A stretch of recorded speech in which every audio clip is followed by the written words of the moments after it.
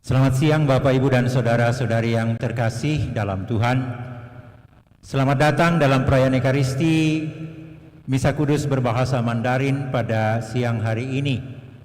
Pada siang hari ini kita kedatangan pastor tamu, Pastor Vol Piluit yang datang dari Surabaya untuk melayani kita dalam Misa Kudus berbahasa Mandarin. Semoga kehadiran beliau sebentar dapat memberikan semangat bagi kita untuk tetap melanjutkan karya pastoral ini. Saya undang kita semua untuk bangkit berdiri dan lagu pembuka akan dipandu oleh Ibu Anita.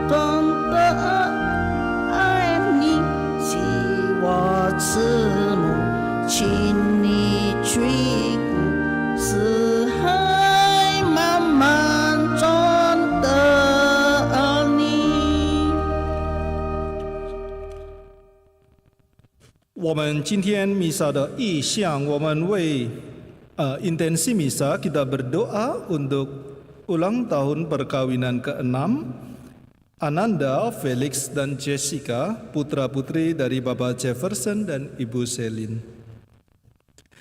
因父及子及圣神之名，阿门。愿天父的慈爱、基督的圣宠、圣神的恩赐与你们同在，与你的心灵同在。亲爱的兄弟姊妹们，大家午安。午安！真的感谢天主，我可以在这边做弥撒。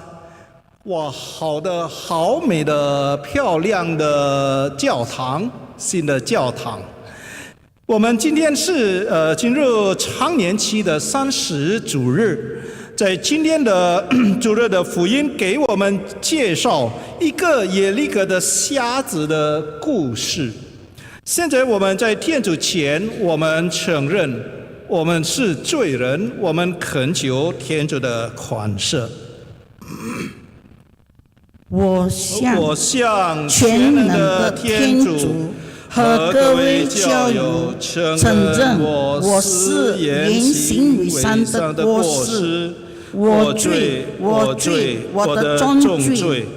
为此恳请众生统称圣母玛利亚、天使圣人和你们各位教友，为我祈求上主，我们的天主。愿全能的天主垂怜我们，赦免我们的罪，使我们得到永生。阿门。曲联颂。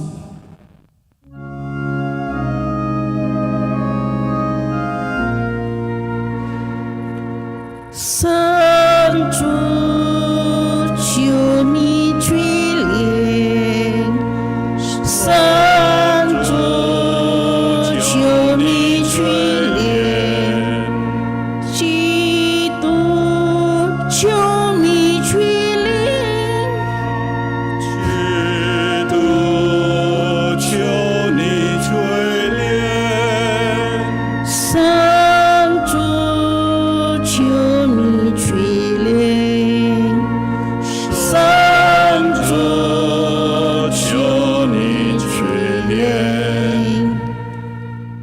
光永颂。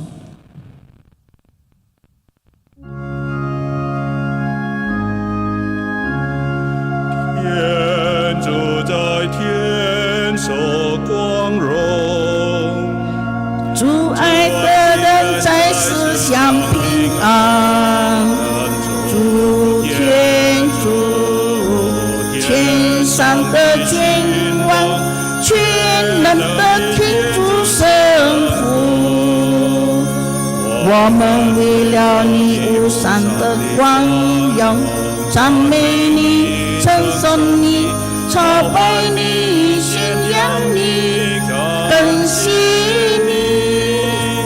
主耶稣基督独生子，主天主，天主的羔羊，圣父之子，出名是罪者，求你取怜我们。出名是罪者，求你不听我们的祈祷。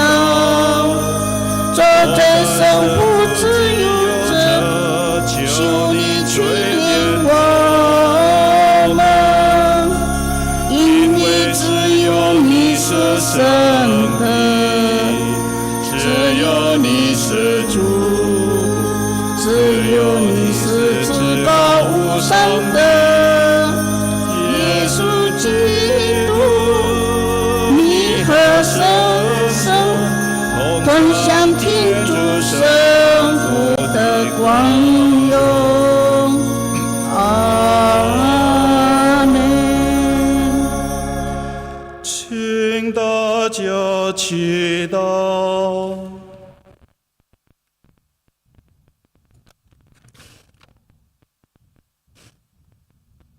全能永生的天主，求你坚定我们的心德，加强我们的望德，激发我们的爱德，使我们爱慕遵守你的诫命，以获得成的恩许。以上所求是靠你的子，我们的主天主耶稣基督，他和你既生身为天主，永生永王。阿门。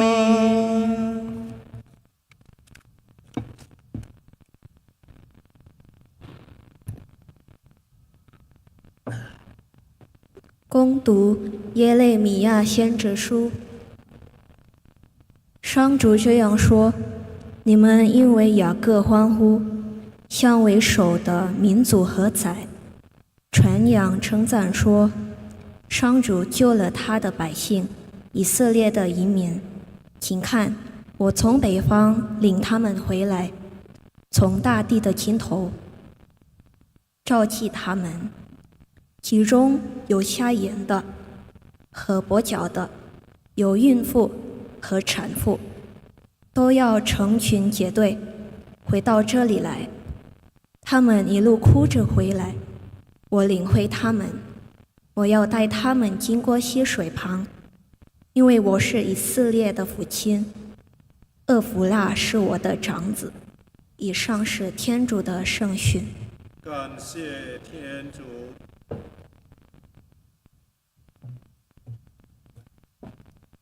大苍勇。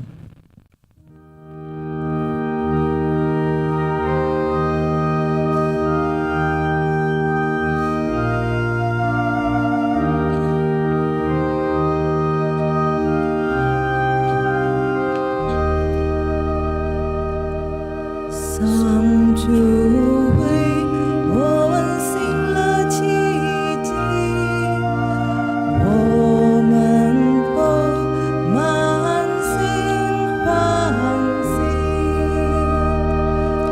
上主为我们行了奇迹，我们都满心欢喜。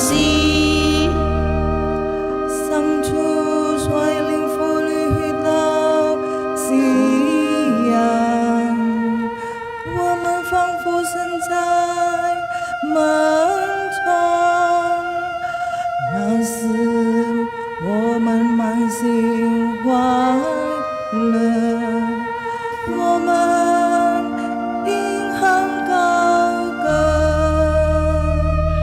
上主为我们行了奇迹，我们多满心欢喜。那时一面壁自说，上主为他们做了大事，上主为他们行了奇迹，我们都满心欢喜。上主为我们行了奇迹，我们多满心欢喜。上主，求命令我们重归故里，好像沙漠中再见消息，含泪播种的雨，含酒收割。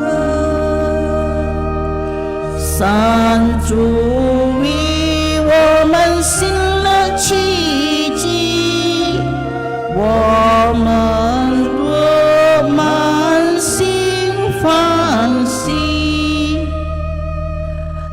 他们艰辛艰苦，出去播种耕耘，他们带薪带本，回来背着麦谷。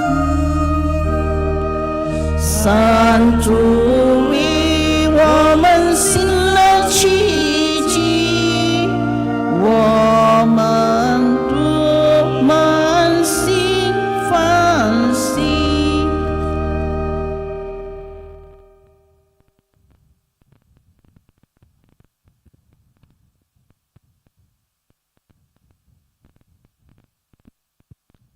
攻读之希伯来人书。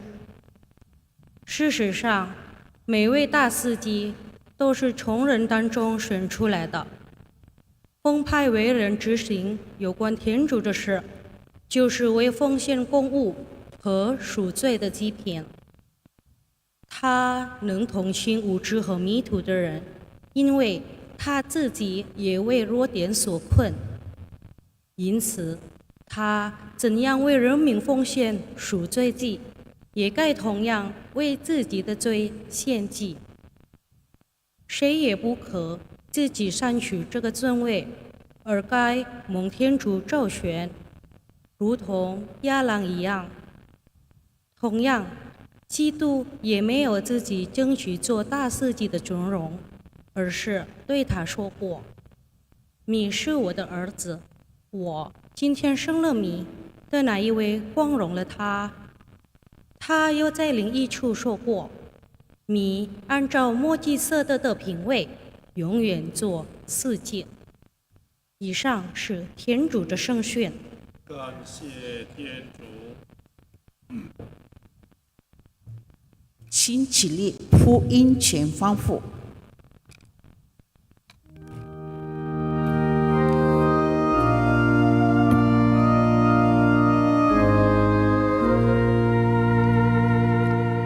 哈利路亚，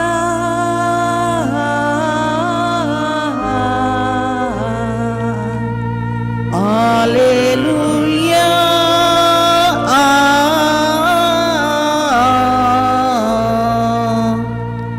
上主，请发言，你的仆人在倾听，主只有你才有永生的话。哈利路亚，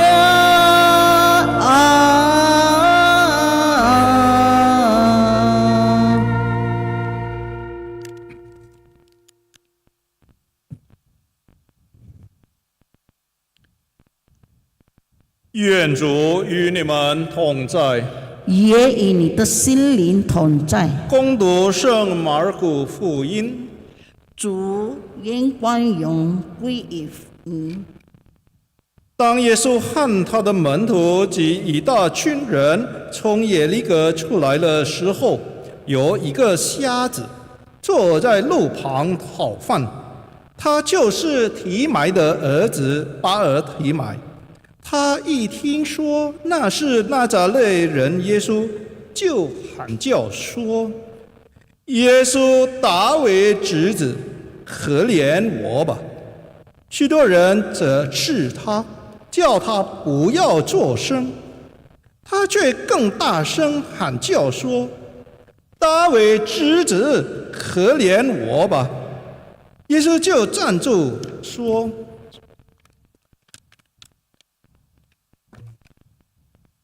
叫他过来。”他们就叫那瞎子，对他说：“放心吧，起来，他叫你呢。”瞎子就扔掉外衣，跳起来，走到耶稣跟前。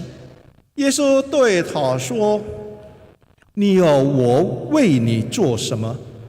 瞎子说：“老师，请让我看见。”耶稣对他说：“去吧，你的信德救了你。”瞎子就立刻重见光明，跟着耶稣一道去了。基督的福音。基督，我们赞美你。请坐，silakan duduk。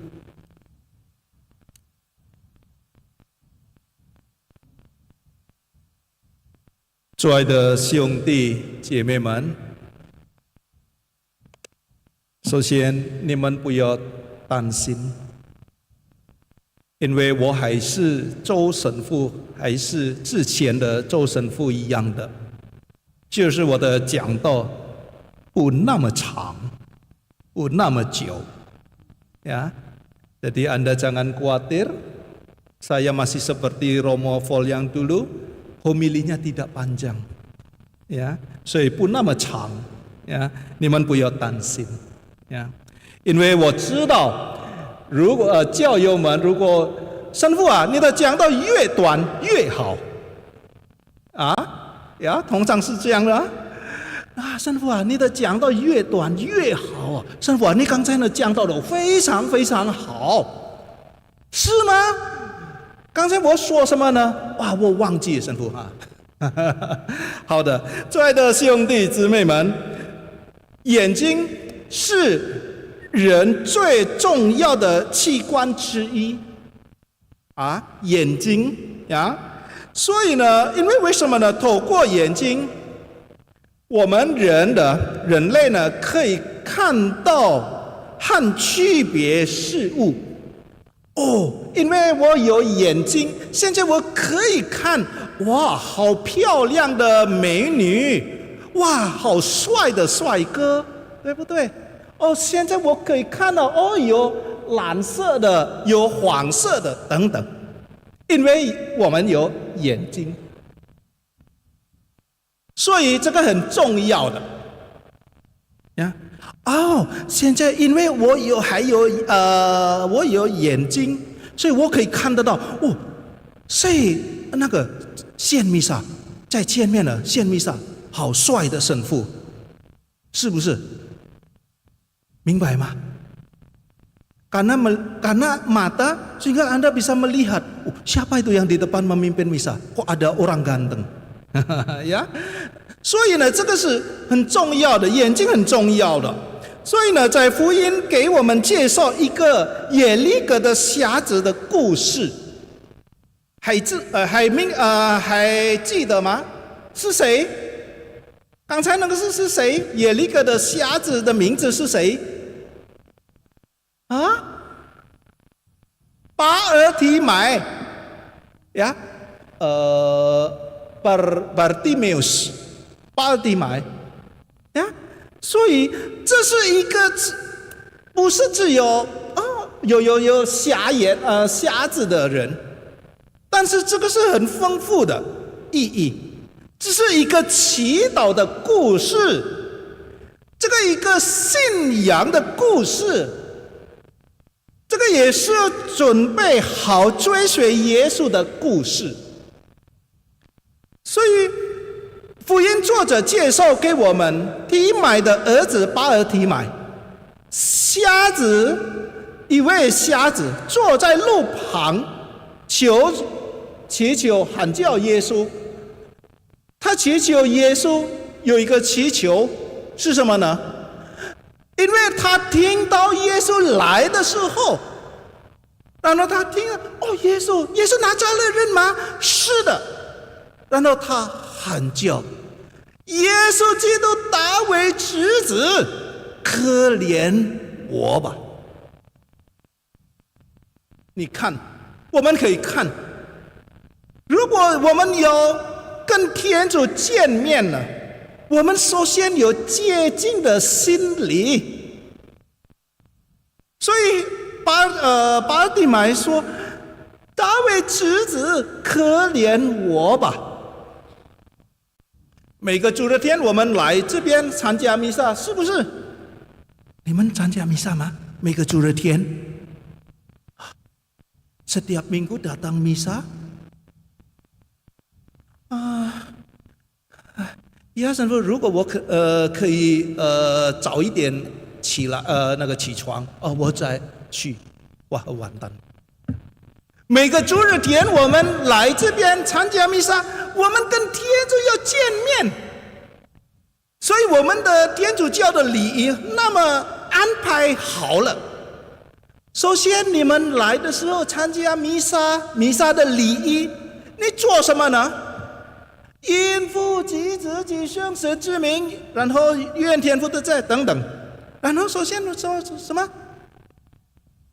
我向全能的天主，让我们首先接近我们的心。为什么？因为我们要跟天主见面。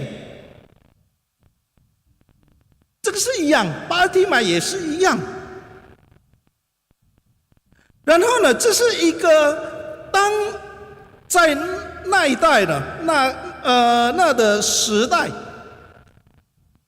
瞎子呢真的有一个受难的困难的情况，一个没有能力瞎子需要完全依赖他人的可怜的人。这就是一个不幸的人，他需要依赖其他的人。Orang buta itu adalah orang yang sungguh sangat bergantung terhadap orang lain， 所以这个是很困难的情况。然后瞎子，然后听到大卫之子，可怜我吧。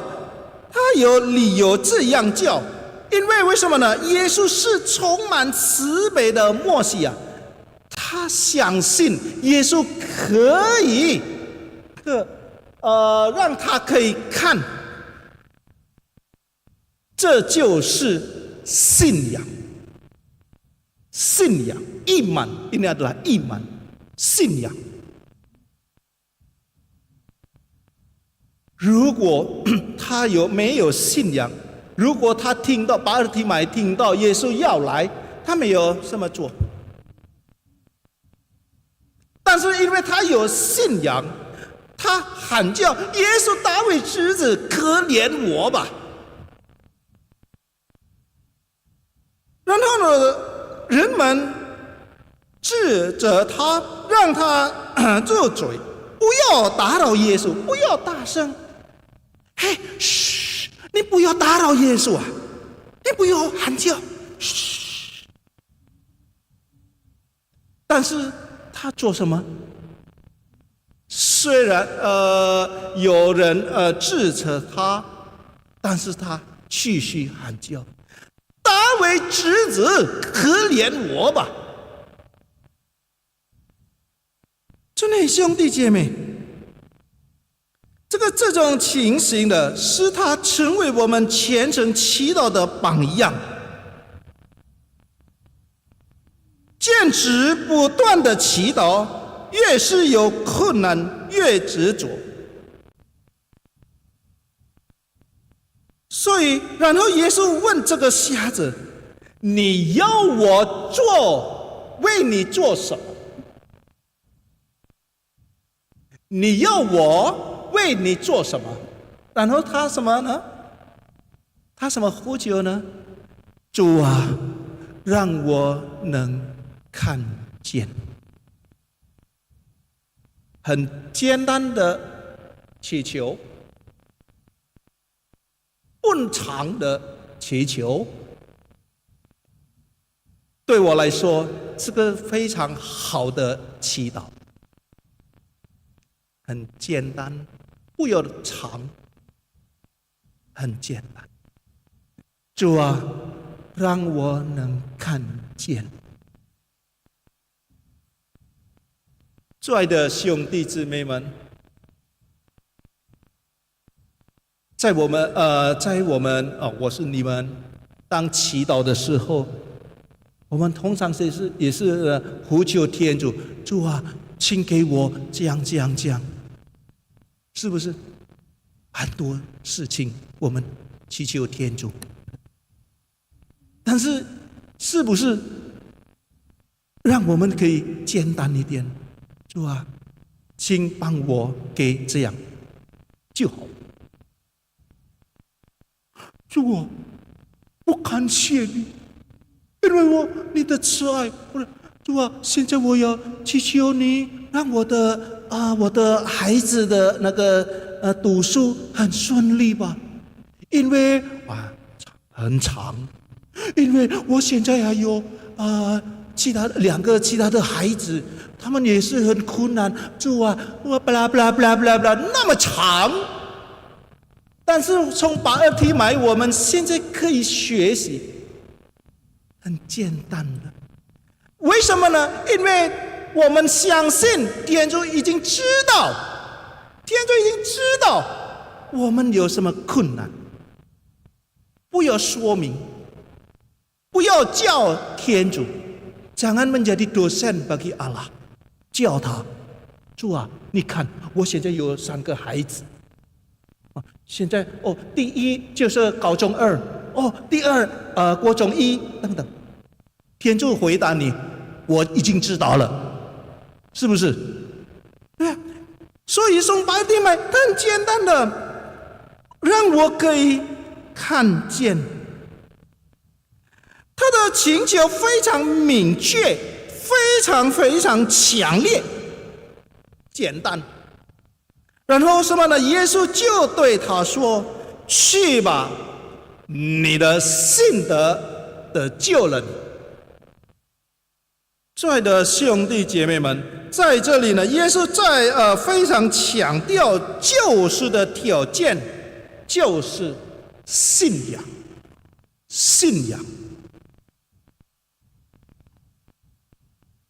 所以呢，通过信仰，我们得到恩宠，得到对我们的得救有益的一切。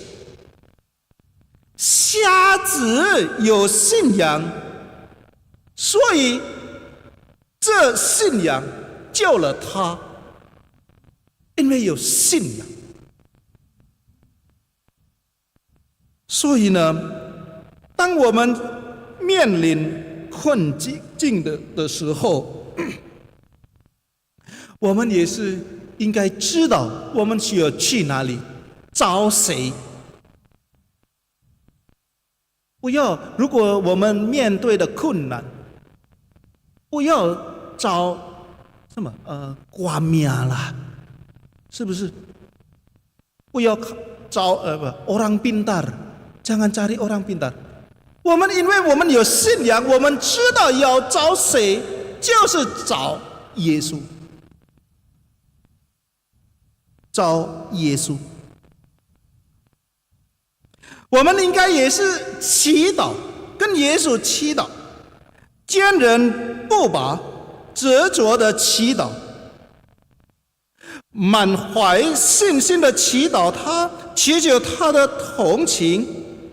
所以即使呢，我们也不能马上得到他的恩宠，我们也要坚持不断的祈祷，继续祈祷。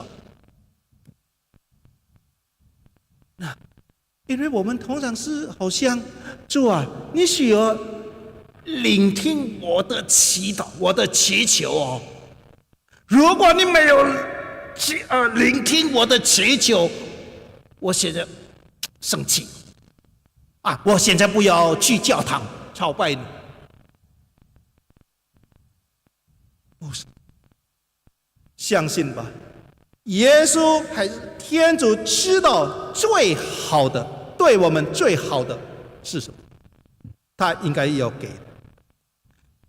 所以呢，在旧约中，天主总是随时倾听他百姓的祈祷，以色列的人的祈祷，甚至负罪的应该受惩罚的百姓，天主非常同情他们。在流放的惩罚后，他也引导他们回归故国。天主的同情在旧约里主要指向更加无能为力的人，比如说瞎子、瘸子、怀孕的女人。耶稣自己更是完美的将之付诸实践。所以呢，当我们得到上主的恩宠的时候，我们也不能只是听从自己的自私愿望。Jangan egois. Kalau kita ingin kalau kita menerima rahmat dari Allah, jangan egois. 而是应该利用机会，成为耶稣慷慨而真正的弟子。所以，亲爱的兄弟姐妹，让我们不要质疑有意得到的到他那里去。为什么？因为他认识我们，他深刻的理解我们。相信吧，天主降福我们。阿们。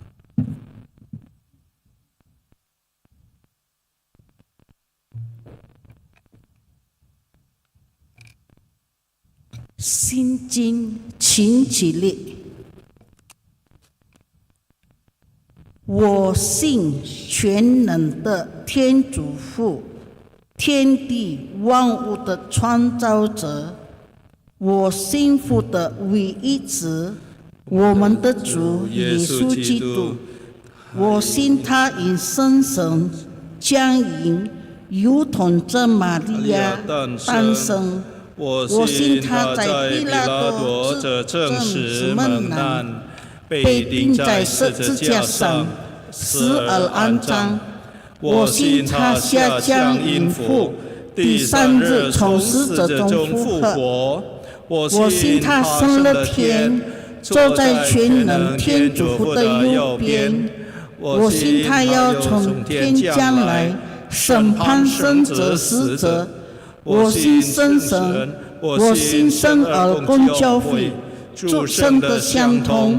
我信罪过的施免，我信肉身的复活，我信永恒的生命。阿们。信有祷词。亲爱的兄弟姊妹们，主耶稣基督告诉我们，全部诫命的真精神就是爱。我们应全心、全灵、全意、全力上爱天主，下爱世人。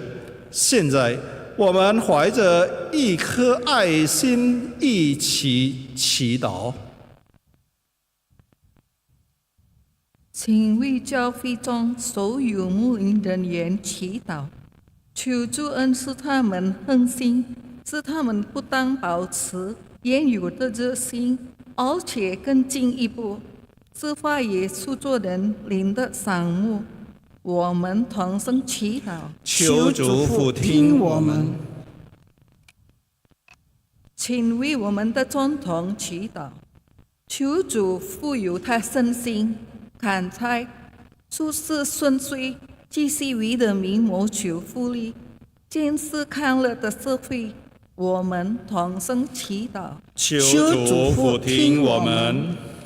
请为我们的青年教友祈祷，求主赏识他们慷慨的心，接受修道，准备自己献身于牧灵的工作。我们同声祈祷。求主俯听我们。请为我们谈起那做父母的祈祷，求主赏赐他们热心见证多善教育子女，培养他们为人类及教会服务的精神，好随从无助的深造。我们同声祈祷。求主俯听我们。Kita juga berdoa bagi intensi perayaan Ekaristi kita hari ini untuk ulang tahun perkawinan ke-6 anak Felix dan Jessica dari putra-putri dari Bapak Jefferson dan Celine. Semoga Tuhan memberkati mereka, memberkati keluarga mereka, agar keluarga mereka dapat menjadi berkat bagi sesamanya. 我们同声祈祷。求主俯听我们。上主，你慈悲为怀，使我们因圣洗成了你的子女，因圣体能同你度共荣的生活。求你恩赐我们，在世倘作你爱的福音的见证，使人类生活在爱的气氛内。以上所求是靠我们的主基督。阿门。请坐，奉献用lagu persembahan。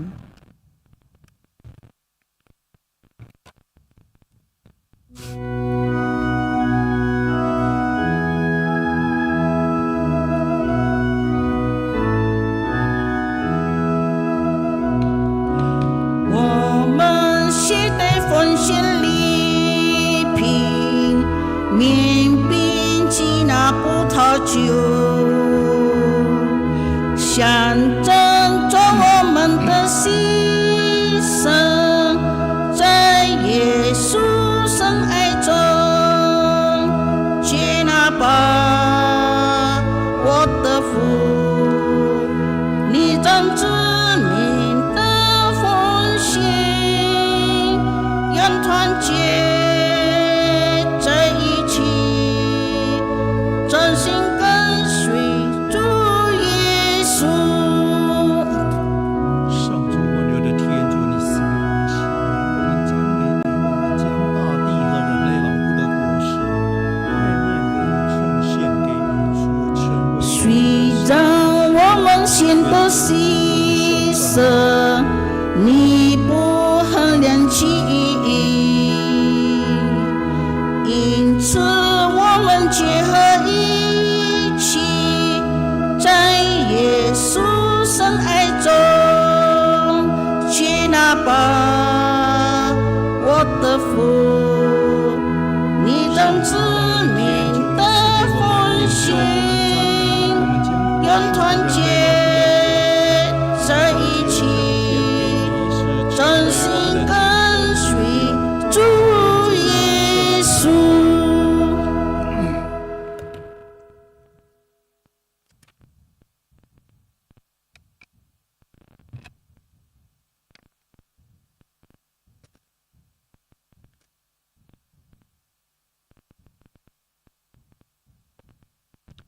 各位教友，请你们祈祷，望全能的天主圣父收纳我和你们共同奉献的圣祭，望上主从你的手中收纳这个圣祭，为赞美并光荣他的生命，也为我们和他整个圣教会的益处。无限尊贵的天主，求你垂顾我们的献礼，并使我们为尽职而举行的祭祀，一整你的荣耀。以上所求是靠我们的主基督。阿门。愿主与你们同在，愿与你的心灵同在，请举心向上，我们全心归向上主。请着大家感谢主，我们的天主。这是理所当然的，主圣父全能永生的天主，借着我们的主基督，我们时时处处感谢你，实在是理所当然的，并能使人得救。基督怜悯人类的罪过，甘愿有童贞女降生，受十字架的苦刑，救我们脱免永死，又从死之中复活，赐给我们永生。因此，我们随同天使、众灵天使以及天上诸圣，歌颂你的光荣，不停地欢呼。圣圣圣。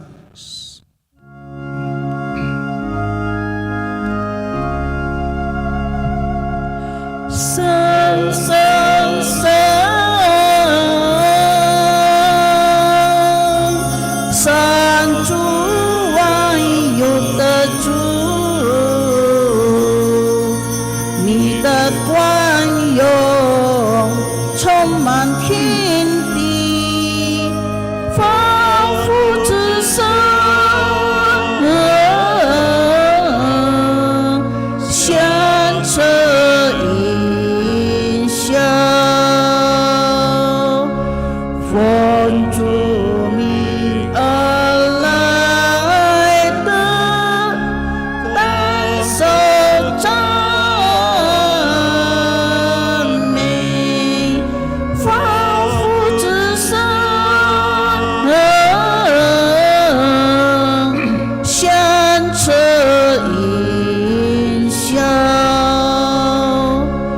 奉主名而来的单手赞美。感恩经第2世，大修过来公羊格路啊。上主，你是在世神圣的，你是一切圣德的根源，因此我们来到你台前，与普世教会共同进入本周的第一天，基督从死之中复活的日子，你高举他，使他坐在你的右边。我们靠他的名恳求你派遣圣神圣化这些礼品，是成为我们的主耶稣基督的圣体圣血。他甘愿舍身受难，使那七面饼感谢了，分开交给他的门徒说：你们大家拿去吃，这就是我的身体，将为你们而牺牲。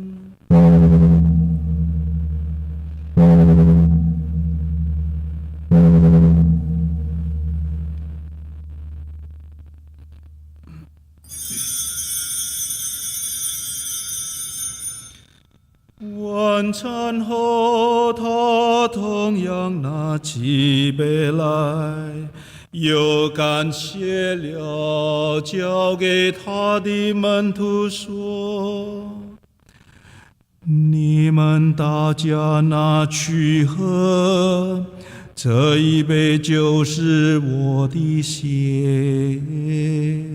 新而永久的盟约之血，将为你们和众人清流，以赦免罪恶。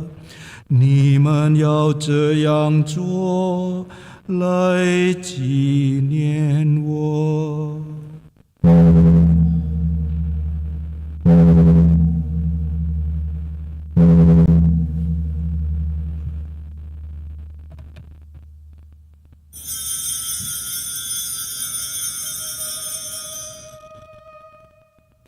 新的调剂，基督，我们传报你的圣事，我们歌颂你的福和，我们期待你光荣的来临。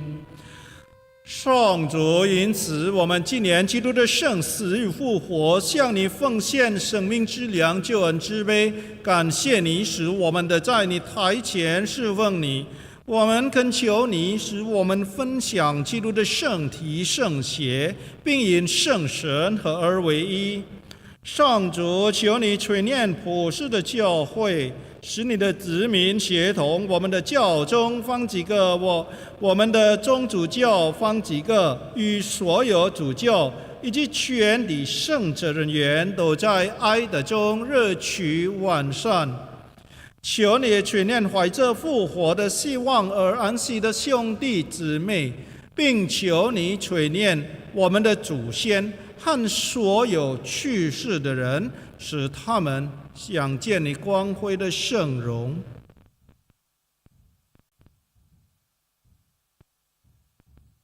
求你垂念我们众人，使我们的天主之母统真荣福玛利亚、圣母的敬佩、圣若瑟、主圣宗徒，以及你所喜爱的历代圣人圣女，共享永生，并使我们借着你的圣子耶稣基督赞美你、宣扬你。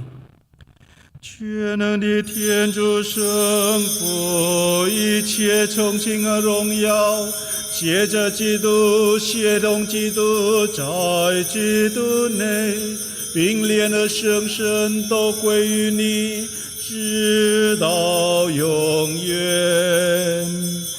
阿门。请起立。我们既遵从救主的训示，又承受他的教导，才敢说：我们的天父，愿你的名受宣扬，愿你的国来临，愿你的旨意奉行在人间，如同在天上。求你今天赏给我们日用的食粮，求你宽恕我们的罪过，如同我们宽恕彼得一样。不要将我们陷于诱惑，但救我们免于凶恶。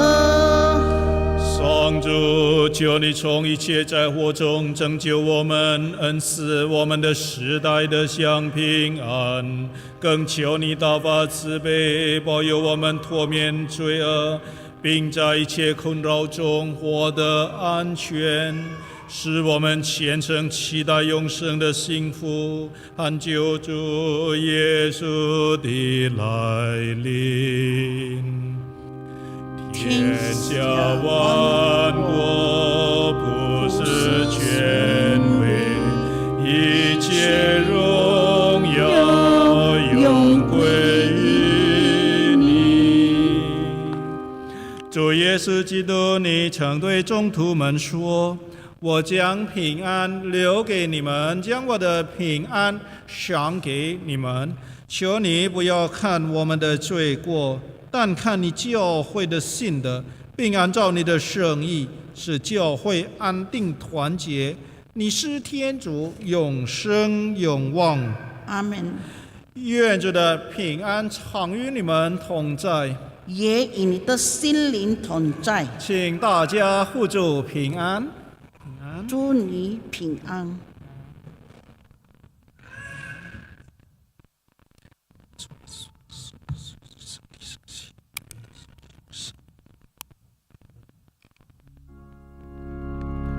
羔羊颂。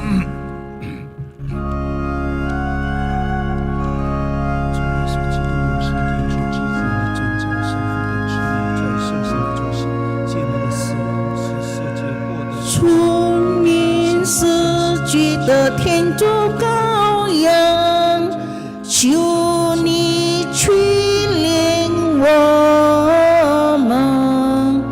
出名死去的天主羔羊，求你去怜我们。求你出名死去的天主羔羊，求你赐给我们平安。主爱的兄弟姊妹们，请看，天主的羔羊，请看，出免是罪者蒙召来赴圣宴的人是有福的。主，我当不弃你到我心里来，只要你说一句话，我的灵魂就会痊愈。愿基督的身体圣血与我得到永生。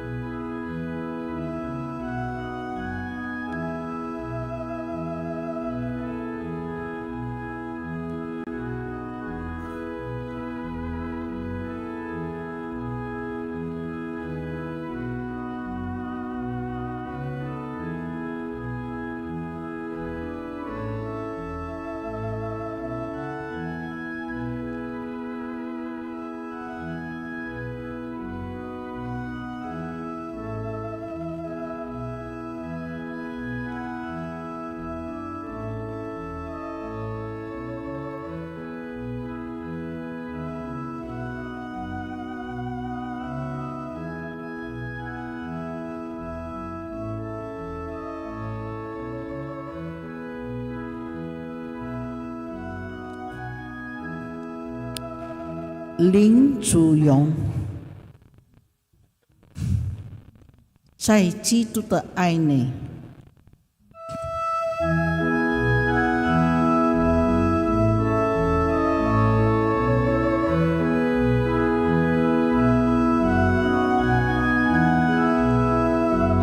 在基督的爱内，我们结合，大家同来唱歌。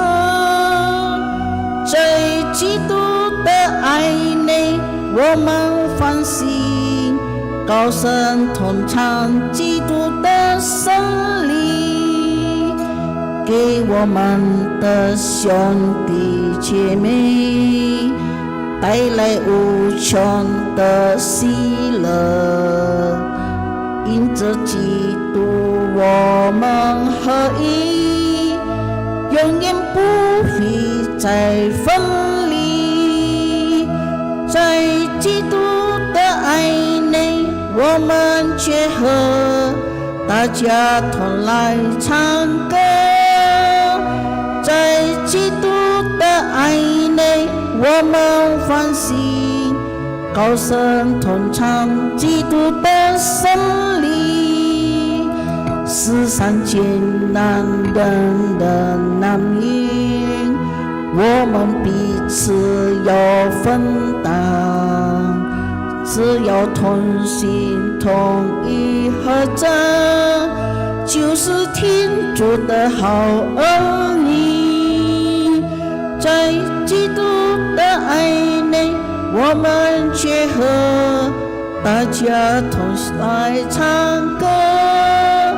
在基督的爱内，我们欢喜，高声同唱基督的胜利。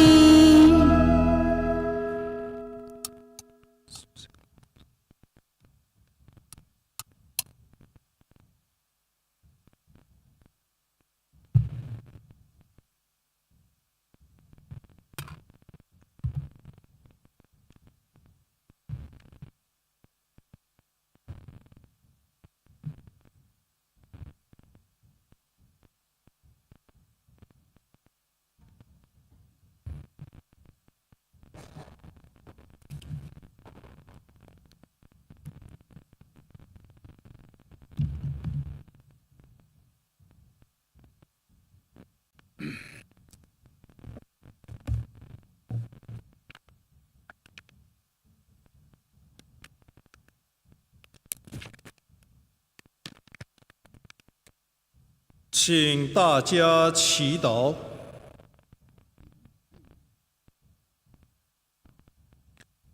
上主，求你使圣体圣事所蕴含的富藏发挥在我们身上，并使我们借目前所举行的礼仪，真能获取它的圣效。以上所求，是靠我们的主基督。阿门。堂区报告。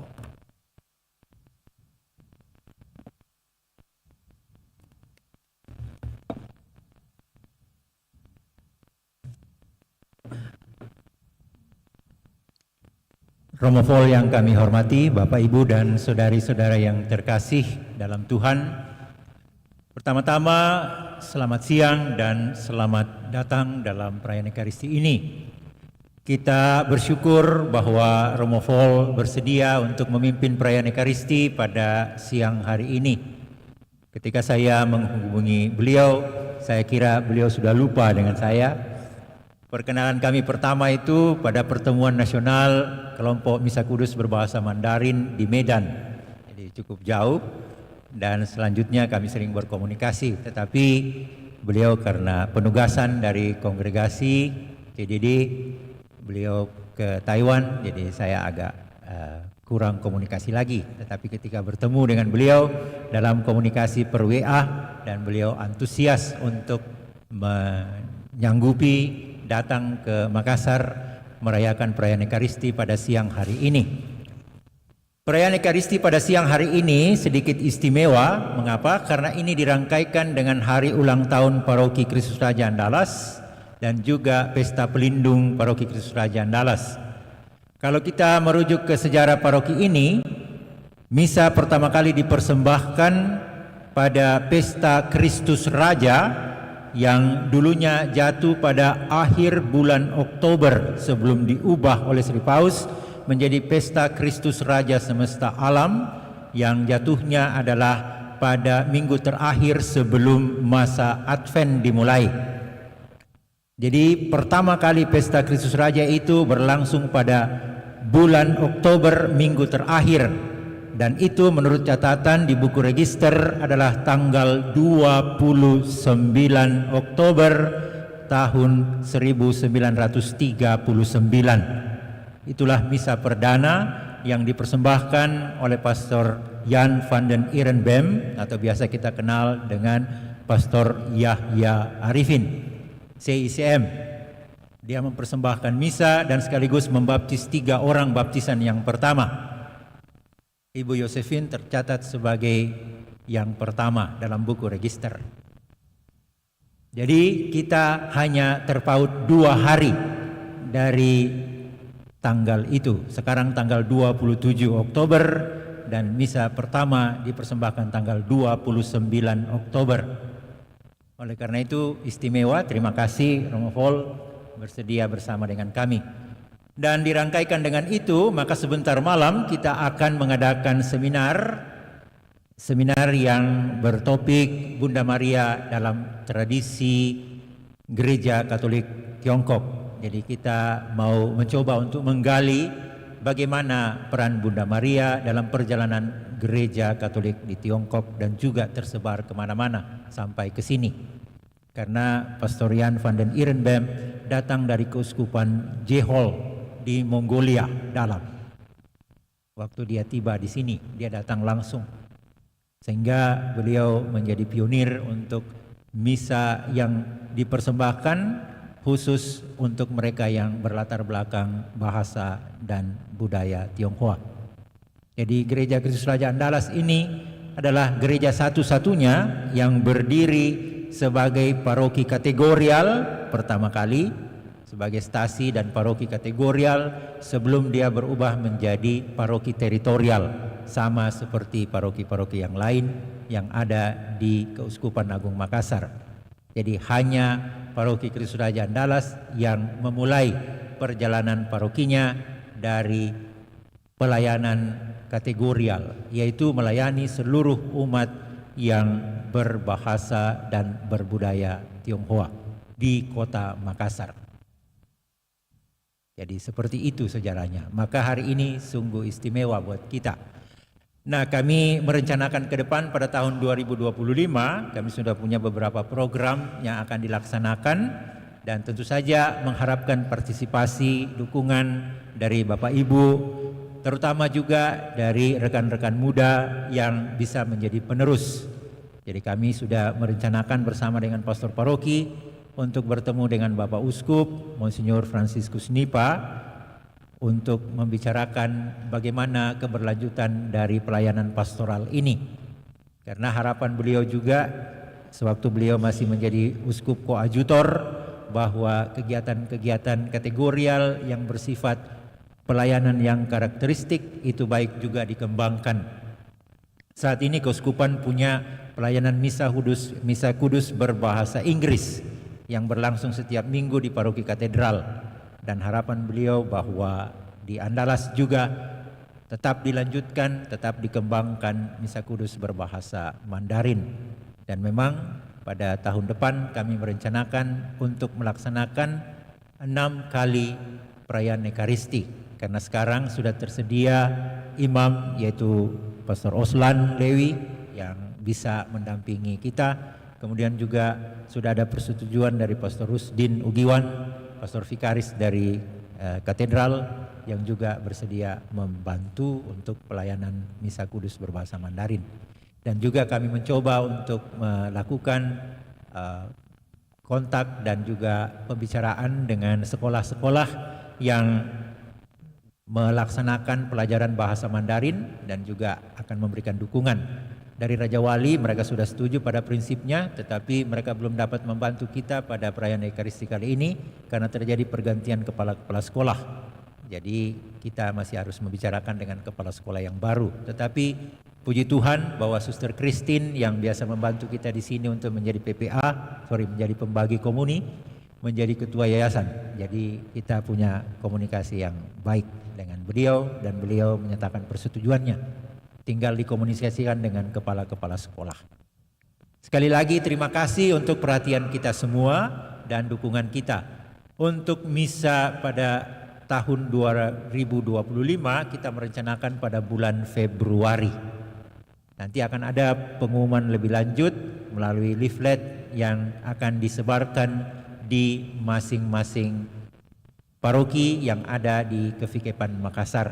Jadi kita tunggu saja pemberitahuan dan penyampaiannya, dan kita berharap bahwa kedepannya akan semakin berkembang. Sekali lagi terima kasih Romo sudah membantu, dan terima kasih untuk Bapak Ibu dan saudari-saudara sekalian. Tuhan beserta kita. Banyak terima kasih kepada khususnya Pak Fredrik dan juga komunitas umat Mandarin di Makassar ini. Akhirnya saya boleh menikmati keindahan Makassar kembali. Ya, terima kasih. Mohon doanya untuk saya dan untuk kita semua. Mari kita menutup perayaan Ekaristi ini dengan memohon berkat Tuhan.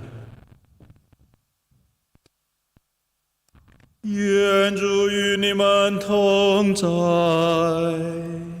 愿你的心灵同在。愿全能的天主、圣父、圣子、圣神降福你们。阿门。弥撒里程，你们去传福音吧。感谢天主。 Sebagai lagu penutup, Wangfu Maria.